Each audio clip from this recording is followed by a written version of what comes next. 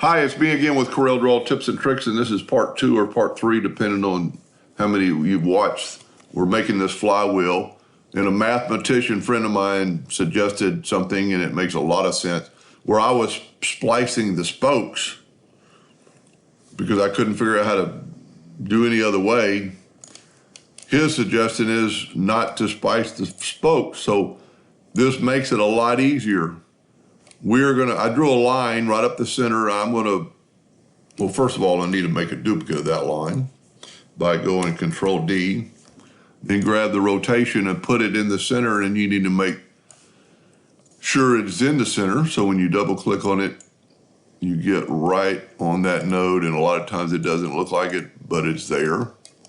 And now we're gonna rotate that arm 120 degrees, Control D, rotate that one 240 degrees.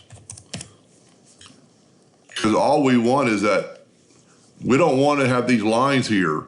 Now, a lot of them we don't have to take away because of smart field, but the ones that are going through our hub and through our graphic, we want to take away.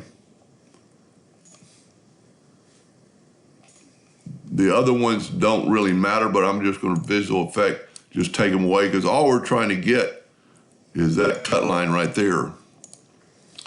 And I asked that same gentleman, I thought he was a mathematician and not a, well, I don't know a map person or something. I couldn't even figure out how to make a joke. Then I just made like a keyhole. And all that is a rectangle and a circle. And we're gonna put it right there. I'm gonna just not worry about my little, let's go ahead and take that out of the way. I think those are like indexing holes to keep it all glued together because it's more than one piece. So let's just get rid of that one right now so it won't interfere. There we go. Now I'm gonna take this piece and I'm gonna nudge it up towards about even with that. That doesn't really matter. Now I'm gonna take that piece, Control D and make a duplicate, move its center rotation to the center. We'll really have to somehow zoom in here to see if it is, and it's not, because it really needs to be in the center. And what I'm going to do for just a second, I'm going to delete these 3 lines that are maybe in the way, because that's a result of and maybe it'll snap to the center better. So now it's in the center. We're going to Control D and make a duplicate, and see that we're at 90 degrees. So you have to go 90 plus 120. Or do what I always do, take your nudge distance. I mean, that'll be easily said, but take your smart fill tool and let's nudge this out of the way 18 inches. Let's fill it. And then let's nudge it over and left click, right click. And now you notice the rotation angle is at 0. So we can move our rotation to the center again. And I could have done the math, but I use the smart fill tool almost for everything. See, I moved my center hub, so that's not going to work. I think that's in the center. Now we're going to rotate this. We're going to Control D, make a duplicate, and rotate it 120 degrees. Control D again, and it did it.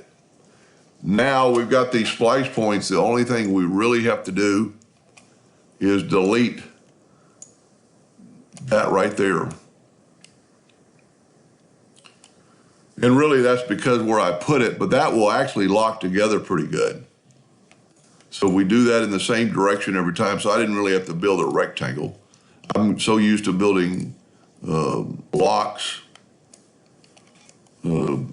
with that configuration. And if I would have backed it off a little bit, but I think this will be equally as strong, but this isn't the real reason for the video.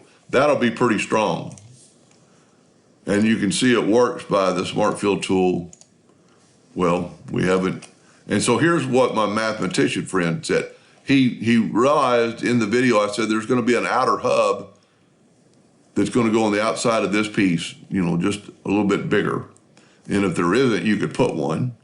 Now I'm just going to draw a 2-point line from like there to there and from there to there. Now we are splitting the hub up, but there's going to be an extra piece on it. So it doesn't really matter. So there's our one piece.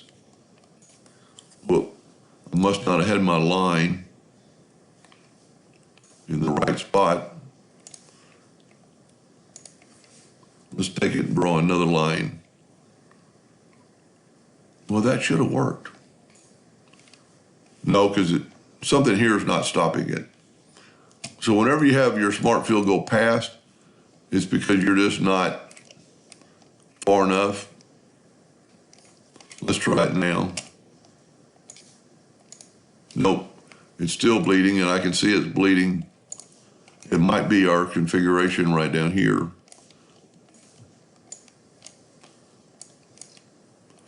That looks like it's good. That looks like it's good. Maybe I'll just take now you want to be real careful when you do this not to move anything, and I would not do this if I was going to cut this out myself.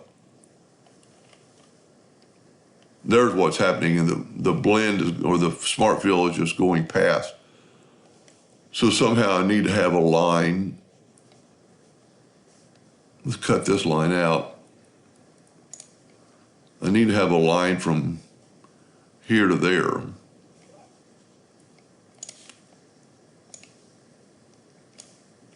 Now let's try the smart fill. Voila. And our last one. There's our 3 parts. And if we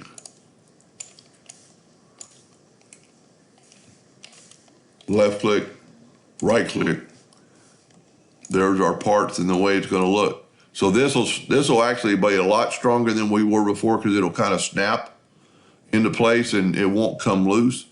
Now, as far as, I would make 2 of these exactly the same for your 2 outer ones. And then I would just, I don't know how you could really rotate it. There's 1, 2, 3, 4, 5 spikes. Anyway, I might make a second video on that. I hope that helped a little bit, and thank you for watching.